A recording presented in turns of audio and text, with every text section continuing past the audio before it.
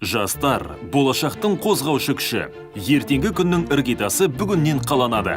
Біз жедел дамып келе жатқан жас ұлтпыз. Әрбір екінші қазақстандықтың жасы 30-дан төмен.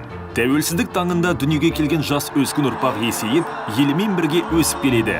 Алғашқы жылдардан бастап жастарды қолдау мемлекеттің басты мақсаттарының біріне айналды.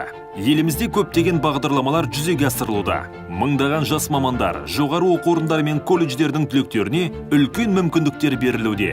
Президент Нұрсұлтан Назарбаев 2019 жылды жастар жылы деп жариялады. Тәуелсіздік жылдары жауапкершілігі мол, ынталы, әрі отанына адал қазақстандықтардың жаңа буыны қалыптасты.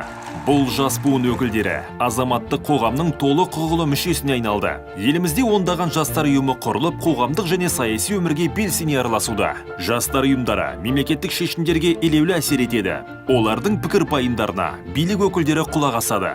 Күзде Қазақстанның жастар ұйымдары өкілдері ұлттық патриоттық актіге қол қойды. Олар модернизациялық үдерістерге үлес қосуға бір ауыздан келісті. Жастар ұйымдарына елбасының келер жылды жастар жылы деп жариялағаны үлкен шабыт берді. Біздің президент жастарды еліміздің кемел келешегінің кепілі деп біліп, оларға ұдайы айрықша мән берді. Елбасы бастамасының арқасында жас отбасыларды қолдауға арналған бірқатар бағдарламалар қабылданды.